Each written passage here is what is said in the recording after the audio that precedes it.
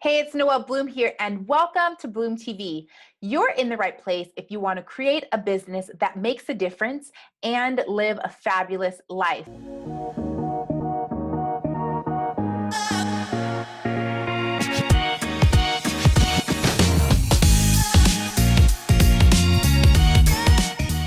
Do you have a dream that has yet to be lived? If there's something that you've been wanting to do for a very long time, but you haven't been able to muster up the courage and kind of overcome those fears to actually go for it, if that's the case, you are going to love today's episode because I'm going to sit down and talk to someone who's extremely inspiring. Her name is Lisa Nimmo. She's an author, she's a songwriter, and she's a speaker with a history of personal transformation. And she's going to share how she embarked on a radical career change in pursuit of a childhood dream. She transformed herself from a closet karaoke singing salesperson to a professional musician. And before that, she had no prior experience in the music industry, and she later went on to share the stages with international music legends. So if there's anything that you've been wanting to do, but you just haven't been able to take that next step, have faith in yourself and your vision, and something is holding you back, this conversation is for you. I want you to join us as we share how you can pursue your childhood dream or do something that you've been wanting to do for a very long time. So let's dive right in. Lisa, thank you so much for joining me on Bloom TV. I've been looking forward to this conversation for a while because I know that many people have an unlived dream inside of them, and oftentimes we don't go for it because maybe we're afraid of failure or we just don't have the courage to test the waters. And I think you are such a beautiful example for how you went out there and chased your childhood dream despite what people around you were saying. So I'd love to start off and just thank you for being with me today. It's great to be here. Thanks, Noelle. Yes. So can you start off by telling us a little bit about your corporate background and what was life like working in the corporate world, knowing that you had a dream inside that hadn't been lived yet? Well, it was an interesting start for me. I had a fantastic career. I was working in radio advertising and I really loved my work. It was challenging and exciting, and I hadn't really expected this dream to sort of come along. Really, it took me by surprise because when I was a child, I loved sort of singing and dressing up and pretending to be ABBA. I'd sort of buried it and never really done anything with music as an adult because I'd had this experience at school where I'd tried out for a school choir and the choir teacher had said, "Oh no, you can't be in the choir, you can't really sing." So I'd sort of not sung for years, and while I suppose you could describe me as a closet karaoke fan. Friday nights I'd sit at home with my microphone and singing along. I never took myself seriously as a singer. So I was sort of, going along in my job and having a nice life. And then I was invited to take part in this sort of social club night, sort of talent show night with a bunch of clients of mine where they wanted to put together this little Spice Girls tribute act for fun. They said, "We need a sporty Spice, we need one more, are you up for it?" And I said, no, I can't sing. The only time I've sung before, is when I've had a few glasses of wine. You don't want me. Yeah. And they said, "Yes, we do. Come on, it'll be fun." So they sort of talked me into it. And I went through this process. And as we were going through the rehearsing over the weeks leading up to this event, I started to come alive and feel like this 9-year-old girl again, and I couldn't wait till Sunday afternoons when we get together and rehearse, and I just felt all of this coming back. And then the night of the actual show, I was terribly nervous and almost didn't think that I could go through with it, but I got up on that stage and there was just this moment where we were right in the middle of "Stop Right Now," or some Spice Girls number, and I looked out into the audience and I looked over at the other girls that I was singing with, and I thought, oh my goodness, like this is where I belong. And it just was this massive moment of connection, really. And so the next day I sort of woke up and thought, I just can't ignore this any longer. I've got to do something about this. I've got to try and and at least do all that I can to try and make this dream come true. And bearing in mind, I was quite old at this stage. I was 32. So I wasn't, a youngster starting out. So it was a reasonably crazy notion to think that at the age of 32, I could actually go and try and be a pop star.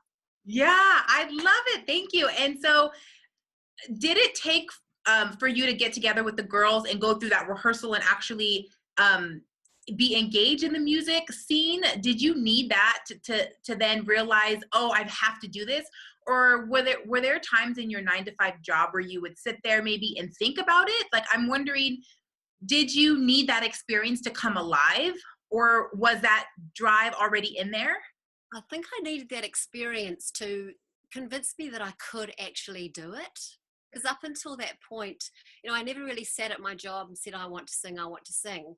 But, when I was in my own space, or when I had some free time, that's what I wanted to do, was plug in a microphone and sing. So it was sort of in my heart, but I thought it was a hobby, never anything that I would really let anybody else see me do. And I think going through that experience and realizing how much I enjoyed the performance, and then having people afterwards say to me, wow, you actually can do this, I thought maybe I'm not doing myself justice by not at least trying.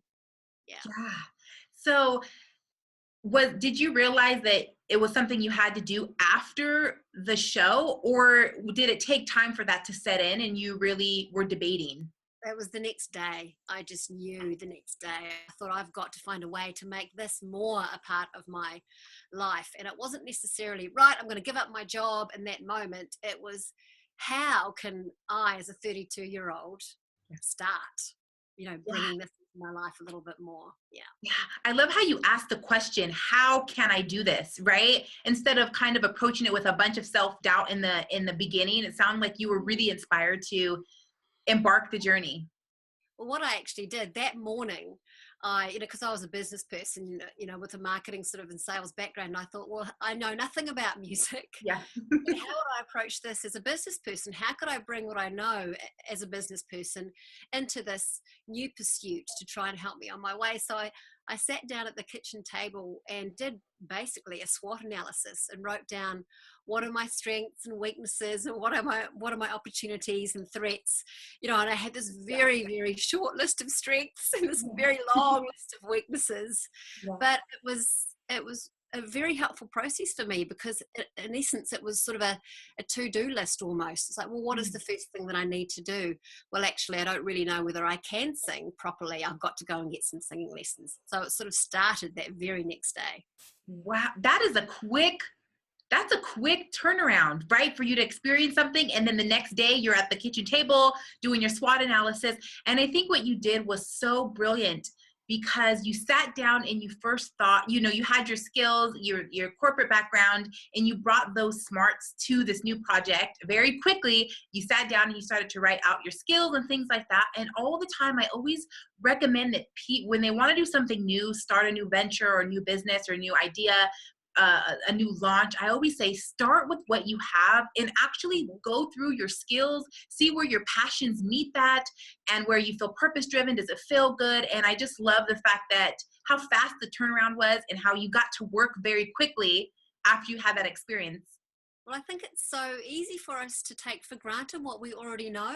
You sort of write that off, and then it's not until you look at it in black and white and you start to say, okay, well, I might know nothing about music, but I know how to market something and I know how to sell things. So surely that will help me along the way. Yeah. Yes.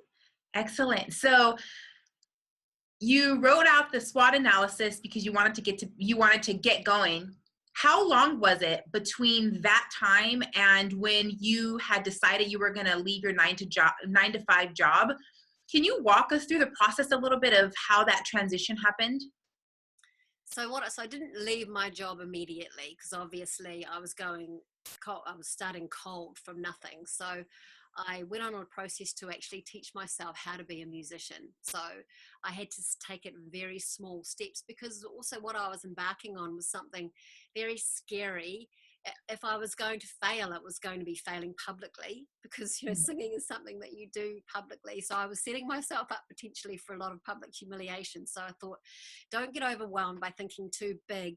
just take one small step. So it started with the singing lessons, then it started with doing the first performance, with my fellow group of singing students.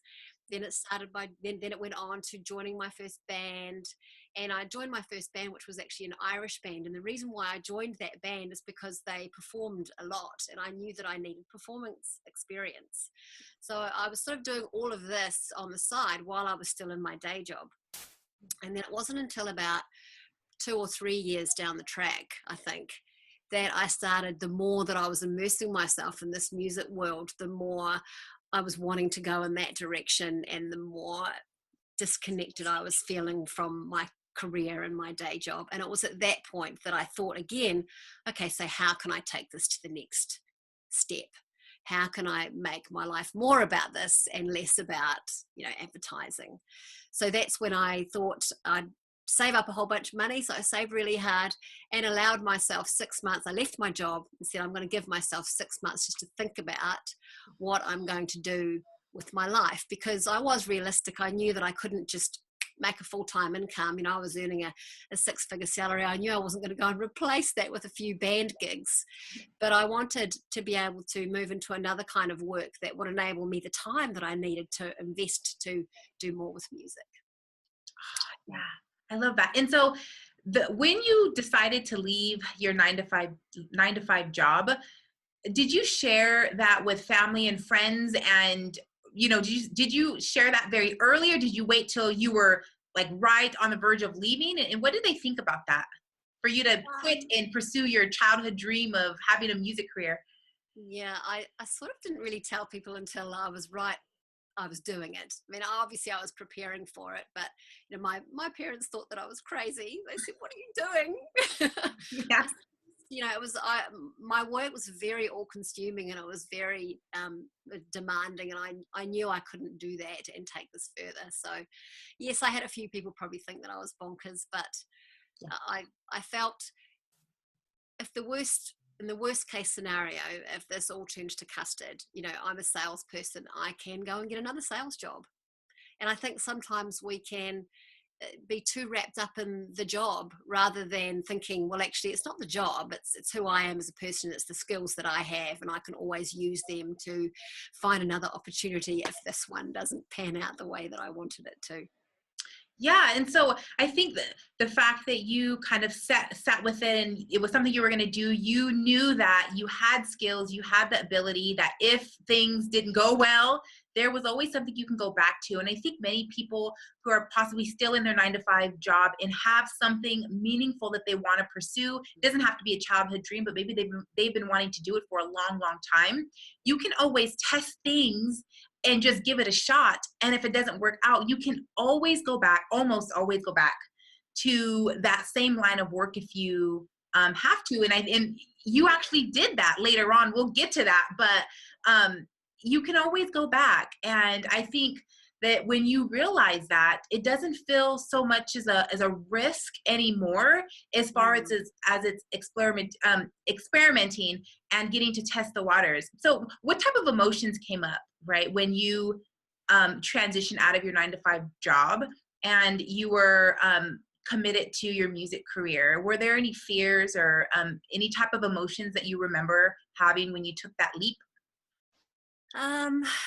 Well, yeah, there was obviously, how am I going to feed myself? I wanted to make sure that I could still survive and live, but I tried not to think too far ahead.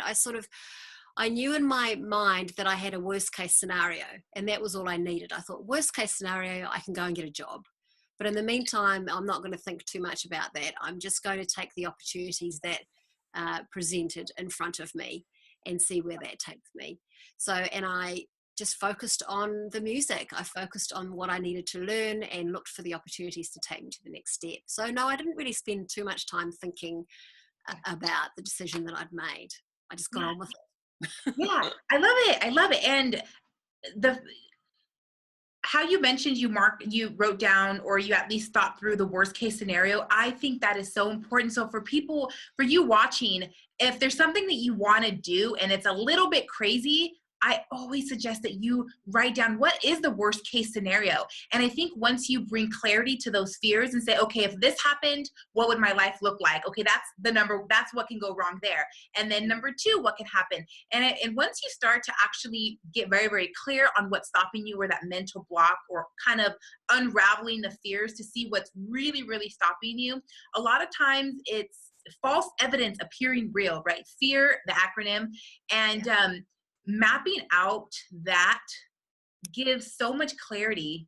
You're like, okay, that's the worst that will happen. Maybe I have to go back and get another job, or maybe I deplete my savings.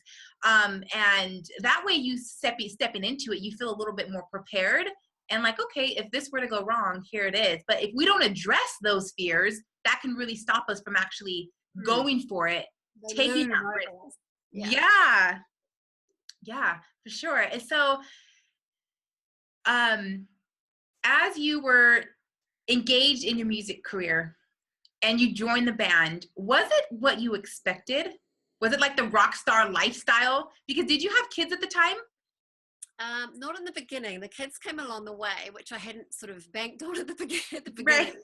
So so that was sort of part of the process. But I think in the initial stages, when I was first really learning how to sing and performing for the first time, there was a lot of fear in that part of the process, because it's a very scary thing to stand up and sing in front of people. And I had to try, and what I did to get myself through that is that I always tried to remind myself when I was embarking on something really scary, like going and doing some sort of gig for the first time, to remind myself of what my outcome was. It's like, okay, you're doing this because you want to be a professional singer. This is part of the journey. This has got to be done. And I also had a reasonably low expectation of myself. I mean, that doesn't sound very positive, but I was realistic. I thought there is a chance that you're going to stand up there on that stage and you're probably not going to be that great. In fact, you might even suck. But, the first time will then be over. And the next time you do it, you'll be a little bit better. So I always had that mindset. Don't expect too much of yourself. Just do it. Remember the long-term goal and just take one step after another. And that's really how it was the whole way through. And then as I got more experience and the gigs got bigger and the bands got more serious, it was phenomenal. It was so exciting to be up on that stage and finally be through the fear and think, now I can actually just enjoy these moments and enjoy the music and the connection. And this is why I got into it in the first place. But and then the other part of that is that it's not just about the performance either. There is so much other work that comes along with it, which was something that I hadn't anticipated in the beginning as well. Oh, what didn't you anticipate? What moving parts are we talking about? Well, I think, you see somebody up on a stage and you think that looks so glamorous to stand up there and sing to people. And I think the dream, when I first embarked on it, that's what it was. It was that moment of connection when I was standing on that stage. I thought, this is what I want more of. The reality of it is that when you get into it, there's I have new respect for anybody, for any artist now, because that in order to have that privilege of standing on that stage, they've had to market themselves and do media and publicity, and they've had to rehearse, and they've had to lug gear all over the country, and they've had to travel, and they've had to do interviews and get that gig in the first place and set up whole tour schedules. And for me as well, it was juggling family commitments and who would look after my children, so sometimes you get to that stage and you just think, whoa, wow, is this 1 hour worth all the effort it took to actually get here? So there's definitely two sides to it. It's not always as glamorous as what it looks, on the outside. Wow, that's an interesting perspective. And something that you had mentioned a little bit ago that I wanted to comment on was the fact that you said, as far as your mindset and not having extremely high expectations. And so I think for many of us, especially the high achieving entrepreneurs, and I'm speaking for myself here, I have super high expectations for everything I'm doing, whether it's a project, whether it's something like this. And sometimes getting in that perfectionist mode can stop us from going for it. And for you, your take on it is very interesting because you walked into it with that low expectation and said, hey, things can go well, things may not go well, right? But at least I'm learning and I'm going to stand up and I'm going to do it. And I just love your mindset walking into that. And that's something that I'm going forward. I want to really implement and say, you know what, it can go this way, it can go that way, but I'm here, I'm ready to learn, and I'm committed to this. So that's something that I thought about that I wanted to comment on. Thank you. Well, I think too, having said that, is that it's not to say that I didn't try really hard. It was like, and one of the things, when you're embarking on something that's scary, the way to sort of try and minimize the nerves is to over prepare.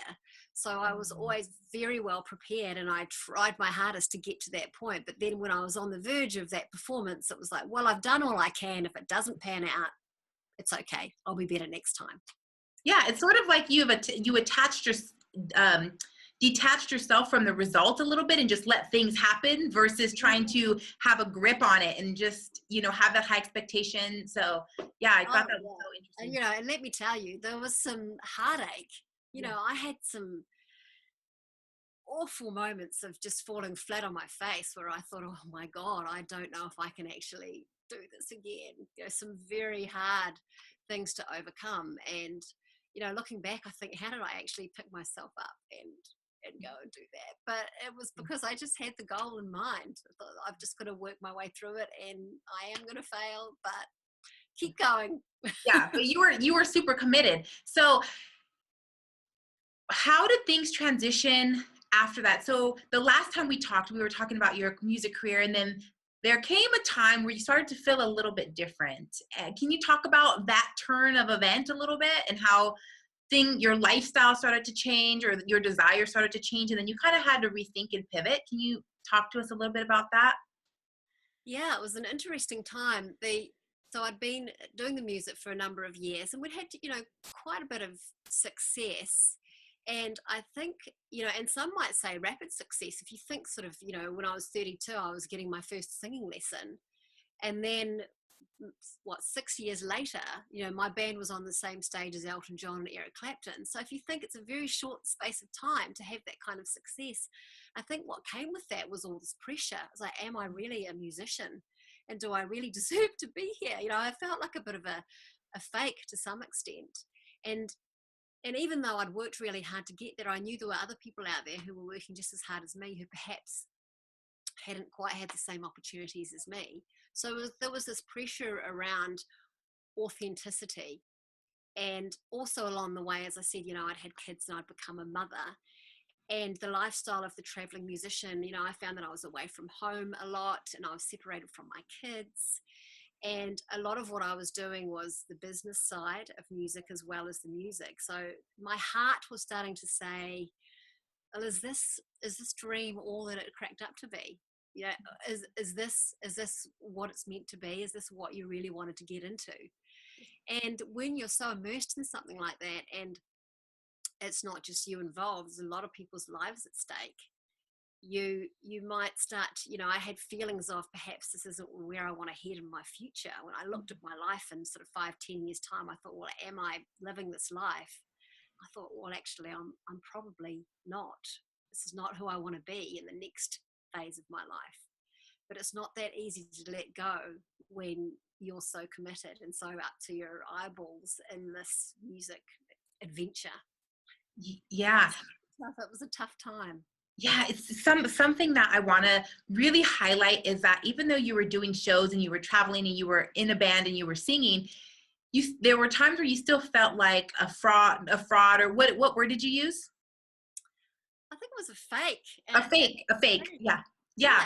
And I remember one particular gig, this woman came up to us afterwards, and often people would come up and say, oh, I love the story, and I love the music, and it's so great, and I really feel inspired to go out and live my dream. And I just remember when she said that to me, I said, oh, thanks very much. But I just, on the inside, I just felt so sad. Yeah. And it was almost like, well, okay, good for you. You get to go home and see your kids tonight, but I'm going to a hotel, and I don't really want to be here doing this anymore. And I thought, well, if that's how I'm going to feel, this perhaps isn't the life for me. Yeah. And the reason why I wanted to bring up the the fraud aspect because, or not, you didn't use that word, but it's called, the imposter syndrome a little bit, where anytime you start something new, and actually you could be an expert, or you could really be a singer, or whatever you're embarking on doing, there's always a time for many of us where we feel like, am I really this? Am I really a lifestyle strategist? Am I really a singer? Am I really an actor? Am I really a photographer? And I think that as we experience things and as we get better, we can, over time, step into who we are. And so when you said that, I thought, wow, many people deal with that in many different industries, where you're good at what you do, but sometimes inside, you don't feel that way. And it takes time to catch up, right? You can really be good at what you do, and it takes time for that to catch up emotionally to where you feel like you are it, and really stand in that power. So the fact that you brought that up, it just kind of went off like, yeah, many people deal with that. Yeah. Yeah. Yeah. Absolutely. And okay, and so this is the interesting part. When you figured out that, you know what, from a lifestyle perspective, do I want to do this 10 years out? You had a family, you were traveling, you were on a road, and you started to feel a little bit of a disconnect and asking yourself those big questions. Is this it? And then you kind of discovered, I don't think so. So what did your husband have to say about that when you actually opened up and, talked to him about it? Well, he was very involved in it too, because we'd made this investment together, to make an album and to market it. So it was a big commitment for both of us. And, he wasn't, to be honest, he wasn't that thrilled when I first said, I don't think I really want to do this anymore. He said, oh, come on, you're just tired. At the end of a tour, you'll be all right. Take a bit of a break. Yeah. But it just kept coming back. And I think, in the end, he sort of understood that I wasn't happy. And so, but it's very hard letting go. It was like when you go after a dream and you make it come true to a certain extent, and then you get to a point where it's not what you want anymore and you decide to let it go. I mean, it feels like a death. It really does. And so it was this grieving process that I went through, and to a certain extent he went through it as well, because it was letting go of something for him too, but it wasn't his decision to let it go, it was mine. So it was almost worse for him in a way, because it happened by sort of osmosis. So yeah, there was a real period of time where I sort of went very much into myself and tried to sort of think, okay, what am I going to do with this, and how can I process this?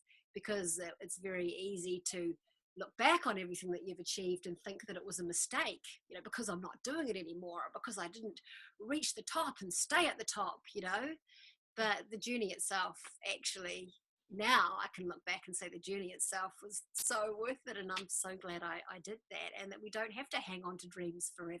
It's okay for them to be a moment in our lives, and let them become the person that we want to be, and let us become the people that we want to be through the living of them. Yes, I love that so much. You don't have to hold on to that dream forever. And this mindset where don't give up, don't quit, we're not quitters, and I think that's great. Don't quit. But when the time comes, you also don't feel bad about it. Like, quit, man, just quit. And just hearing your story and you giving me the details of your life and what you went through, it seems like there's a pattern. You know what you want, and you're not afraid to kind of go for it. And if it's not working, just to let it go. I'm sure a lot of mindset work had to be done for you to kind of make those decisions. But and just going for a dream. So there's like two different themes here. One, how we started the conversation, is having the courage to take the risk and do something you've always wanted to do. So there's that type of theme. And then also we're entering a different type of theme in your story, to where you realize, oh, this was fun while it lasted. I enjoyed this. I lived that unlived dream. And now it's time for something else. And something that I've noticed in my life so far is that different stages of life births different stages of projects and things. And when the time is right for you, you can go and do that thing, and it doesn't have to last forever. And that's something that you mentioned. So I absolutely love that. You don't have to hang on to those dreams, and you can have a funeral for those dreams and say, you know what? I lived it. I did it. I stood on stage. you know, and now it's time for something different. And I think that has takes a certain level of courage in itself to walk away from a big dream that you had, but that's okay, right? Yeah. It's okay to Yeah. let go and move on. Yeah. Yeah. So what did you, yeah, go ahead. Oh, absolutely. It's not, doesn't feel easy at the time, but definitely. Yeah, I Yeah. agree. Looking back, it's looking back at everything for you. I'm sure it's like, to explain it, it seems like it was super smooth, but of course you've been open in saying that it was difficult to make those decisions when you have invested money in the album and, you know, your husband was on board and you kind of at one point felt like you were letting him down, but you were firm in your decision and you had took that time for yourself to think about it and ultimately decided, yeah, I've got to let it go. So what did you do after you made the decision that your music career had to end or you were ready for something else? What did you do after that? Well, it was a healing process, really, and it took some time because I felt wounded, really, and a bit of a failure on one level because of that pressure around, you know, go after the dream and then you let it go. Does that mean that you've failed? It took me a while to actually process that and to be able to accept it for what it was and say, well, it wasn't a failure. It was great while it lasted and now I've moved on. So in essence, I did go back to the fallback plan. I went out and I, you know, got myself a day job again and to give myself some time to think about what it was that I wanted to do next. You know, my kids at the time, they were 6 and 7, 6 and 8. That's how, so they were at school. So I thought, well, I'll just be a mum, I'll do a day job and I'll give myself time to heal. And then as I did that, I started to think about how I wanted to write the story down. There was so many lessons in it and so much that I'd learned through it and so much of myself that I wanted to share with my kids, really, about what it is to go after a dream. And the more I thought about that, that was going to be, it was just the story in my head that wouldn't go away. I just really wanted to write the story down. It's something that you just couldn't ignore, right? Kept coming back to it. I kept thinking, oh no, what else shall I do? Maybe I'll change my career. But the book, the idea to write a book just kept haunting me. It wanted to be written. Yeah, I love it. How long did it take you to heal, would you say, to heal from you walking away from your music career? Oh, I think a few years. I mean, when I gave the music away, and you know, it was like a grieving process. I didn't play my guitar for at least a year. Didn't even touch it, and it was even hard for me to listen to our music because I just wanted separation. I just felt so overwhelmed by it all. But then, you know, over a few years and living life normally, I started to be able to think a bit more clearly, and it did take a while. It really did. Yeah. Yeah. So when did you start to sing and use your guitar again? Was that after you started to write the book? Because I remember the last time we were talking, you mentioned that you writing the book and then thinking about how you write lyrics, there was some sort of connection to that. Can you talk about those two ideas and how that brought your love for music back, even though you had to grieve, let it go, and then Yeah. it kind of came back full circle? Yeah. So I started writing the book, and it took me 3 years to write it. So through the course of writing, I was writing most days. I'd be doing a little bit of writing, and I was journaling as well. And through the writing of the book, I sort of discovered a love of poetry, which in a way is songwriting, but without the music. Yeah. And so I was writing lots of poems, and it was lovely because I felt like I was writing about the person that I am now and sort of revealing myself onto the page. And then eventually over time, the poems started to get melodies and the guitar would get picked up and I would sing and play, and it just sort of gradually, you know, came back to me. And then last year I joined a singing group with a whole bunch of women, you know, just for fun to get back into singing. And it's amazing because as I started singing with them, like the songs just started pouring out of me even more. So it was almost like by taking all that pressure off, the music just came back on its own. I'd love that. I didn't know you joined you're engaged in it. I thought you, as you were writing the book, you were just, you know, picking up the guitar and singing, but to know that you actually are engaged in that part of your life again is Yeah. so beautiful. So they're on a completely different, it's a hobby, it's joyful, it's fun, there's no pressure, but it's very nice to be back singing, which was the reason why I got into it in the first place, was the joy of the singing. Yeah, and you were able to go back to that. So you took the break, you grieved, and then again, like just seeing how things come full circle, right? And how it's incorporated in your life again. I love that. I love that. Thank you for sharing. So at this point, you were working your 9-to-5 job and you started to write the book, right? Can you talk to us a little bit about what you did to give you more time to write the book? Yeah. So kids, 9-to-5 job, full time. Yeah. I knew that I probably wouldn't have time to write a book. So I talked to my boss, actually. I thought, how can I give myself a little bit more space in my week? So I went and talked to my boss and said, I've got this dream, I want to write a book. Yeah. I can't work for you full time anymore. I want to work 3 days a week. So I figure I can either go and get a 3-day-a-week job working for somebody else, or we can come to some arrangement so I can stay here, work 3 days, and use all the skills that I've already got, all the knowledge I've already got in this company, and continue with that kind of relationship. And she agreed. So I was able to go down to 3 days a week for my work, which is obviously a bit of a financial investment because I wasn't earning quite as much money as I was before. But it just gave me 2 days to be a writer. And I was very disciplined with that, tempting as it is to go to a movie or go out for coffee, or I just treated those days as my work days, where I was really just learning my craft as a writer. Yeah.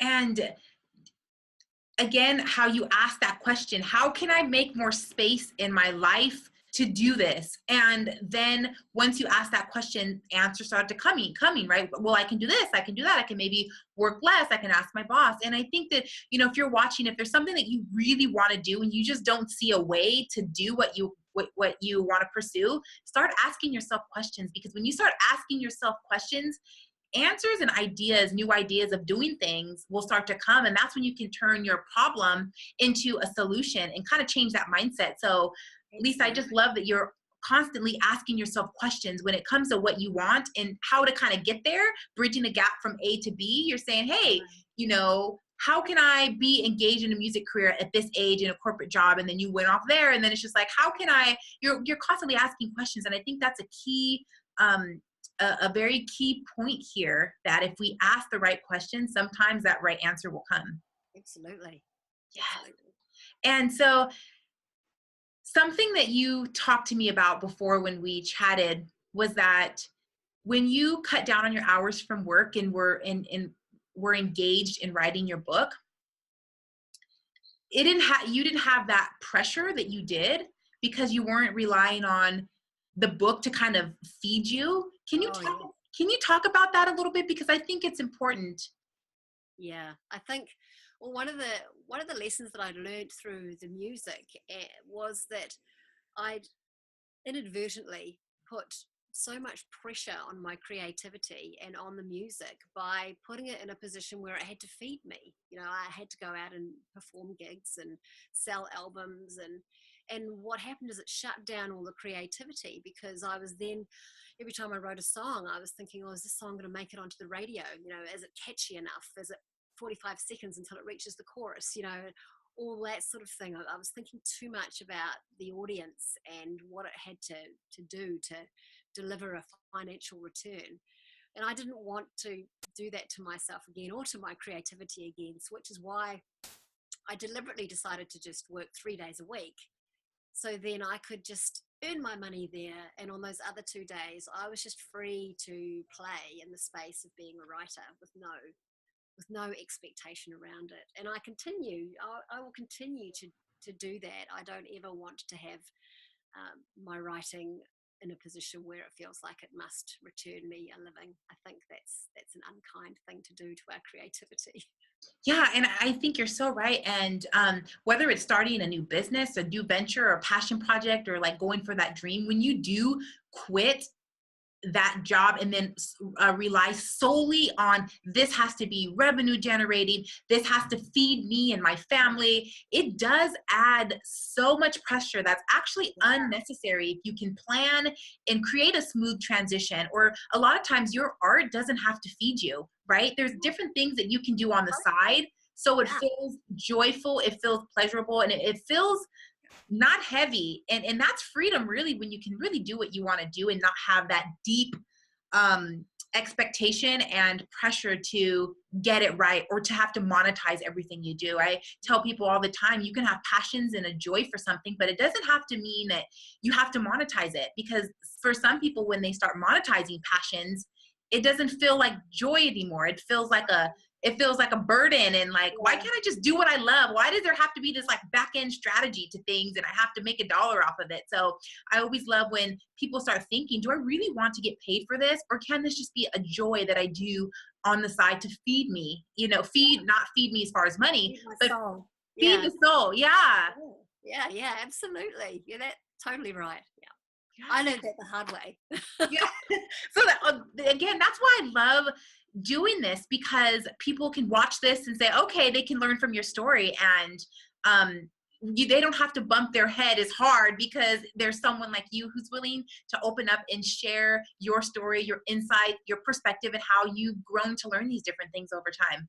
Yeah, and I think that's the main reason why I actually wanted to write the book, because I think that we're always hearing stories about people who made it big, or had these big success. But, what about those of us who try really hard, shoot for the top, but we end up kind of somewhere in the middle, it doesn't make our pursuit or our journey any less worthy. It doesn't mean that we've worked less hard or that we've had less courage. It just means that we haven't reached the same heights as anybody else, but we've still grown and learnt and had an awesome time in the process, and it's worth doing just for that. And I think that's why I wanted to write the story down, so people could see it's okay to land in the middle, Yeah. So did you always want to be an author, or was this something that was the idea came after your music career and you were in the 9-to-5 job? Did you always want to write a book, or did it just come because of your experience? No, I didn't always want to. It came because the story just kept wanting to be told. And it's since writing the story that I've learnt that I love writing. And I'll probably write another book. But I knew when I embarked on writing a book, I didn't have so much confidence in myself that I thought, right, I'm going to write this book and I'm going to finish this book and I'm going to publish it. I wrote a few thousand words and then thought, oh, this is actually difficult. So I went and got a writing coach to help me actually write the book. So what I would do is I would write, 10 chapters and send them off to her, and she'd give me a little bit of feedback, and then I'd write 10 more chapters. And that actually enabled me to finish it, because what I didn't want to do was start, then lose all my confidence. And anybody who's written anything knows that, the demons come tell you that you're useless and that you can't do it. And I knew that if I had this coach with me along the way, that she would actually help me finish it, which I was determined that if I started writing it, I wanted to finish the story. Yeah. And then when I look back at how you started your music career and then now how you're starting the book, in both of those cases, you built a foundation and you invested in yourself. So first with the music, you were getting singing lessons. You were like, okay, I don't sing. I'm not a singer. And so you really invested in yourself and trusted in your ability that, hey, if I hire the right people, if I get lessons, if I get some coaching, I'm going to be okay. And it seems like you did that with the book too. You said, okay, I want to do something. You were committed. You hired people to support you and really built that skill in that foundation, or the drive to build the foundation for what you want to do shows in both of those scenarios. Yeah. And now these days it's even easier than ever before, because with the internet, you can learn how to do anything on the internet, can't you? Yes. Yeah. Help is never very far away. Yeah. Yeah. And so for people who have a dream to do something, a lot of times you just start by doing your research and asking the question, how can I do this? And then when you ask that question, you'll see things start coming up. You'll start searching for things. You'll run into an opportunity, things that you didn't see before, you'll see now because Yeah. you're primed to think about how you can get forward or take that next step. So Yeah. can you talk a little bit about your book? Is it the story about you starting your music career, or what type of details do you go into? Where do you expand in the book? So the story starts, it's called Blame It on ABBA. So Yeah. it starts really at that moment when I was 32 and I discovered that, I had this passion inside of me that I'd had really since I was 9 years old that I just had to do something about. So it's the journey of, how does a person who's a closet karaoke singing salesperson, how do you go from that to, professional singer, standing on a stage with, international artists? So how can you achieve that? And, what was my personal journey along the way? So it's a mixture of my personal insights and sort of steps of what I went through to actually get there, and also some practical business type things. How can you use what you know as a salesperson or a business person to actually help you make progress in a totally new field? Yeah. I love the idea you're talking about the skills and those talents and those strengths, because if you want to start something new, again, how you did the SWOT analysis, everyone has something that they can use as a sounding board to build a foundation. And a lot of times we undervalue or we take for granted the things that we do know. And I think to launch something new, birth something new, to start a dream, you can start where you are given what you have. And I think you have to be resourceful. You might not have all the resources, right? You might need coaching, you might need Yeah. money, extra time and energy. But if you're resourceful and you think about how can I do this, and most of the time starting with what you have, those skills can take you far if you set with that and understand what you already have. So Yeah. I love that. And your book is going to be launching soon. So by the time this is out, I'll go ahead and post a link below so people can check you out, learn more about it, which is so exciting. I can't wait to check it out. So before we wrap up, I would love to know from you, if someone's watching this and they feel like they know they want to do something and it might seem crazy to their family and friends, or people in their life, they have something that they want to do. Maybe it's a unlived dream. Maybe it's something they've wanted to do since they were a child, like you wanting to sing. What's some word of advice that you would give them, as they are probably lacking the courage to go out there and just try and test? From your experience, what would you tell them if they have that dream, but just Yeah. can't muster up the courage to just go for it? Well, where to start? I think there's two parts of it. One is to keep the dream very much alive in your head, like where it is that you're heading. Mm. But the second part is also to break it down into very, very small steps. Because if you think too far into the future about, I'm going to go out and sing, or I'm going to go out and achieve this amazing big thing, it's too overwhelming and it becomes very, very scary. So I think break it down into one small step at a time and just take that step. And even if it's just, well, every day I'm just going to do one small thing towards it. And if it's one thing that's not too scary, do that thing and do the next thing. And, maybe don't tell too many people about it in the initial Mm. stages, because everyone's got their view, and the people who love you the most are probably the ones that have got the view that you don't really want to Like, hear. I don't think so, right? They're like, that's a bad idea. No, I don't think so. Yeah, exactly. So I think, tell who you really need to tell. Have faith in yourself. Don't expect too much from yourself. Try your hardest. And just take those small steps and congratulate yourself along the way for every little thing that you achieve that you hadn't done yesterday. Lisa, thank you so much. This was such an insightful conversation. I think will help people think differently about what they want to do, and that you can do it. You just have to be resourceful. Ask yourself, if I really want to do something, how can I be more engaged in it? And just the way you've put yourself out there and trusted your ability to figure things out along the way is so inspiring. And I know many people will look at your story and find some sort of inspiration for it. So thank you so much for being here with me and having the conversation. Thanks, Noelle. Yes. All right. Now I would love to hear from you. Those of you watching, head over to noellebloom.com and leave a comment. Is there something that you've been dying to do, whether it's a childhood dream or maybe as an adult you have this dream of doing something big, and maybe people may think it's kind of crazy? If you have that situation, what do you want to do? And those of you who have had a dream and are starting it, what type of emotions came up while pursuing it, and how did you overcome those challenges?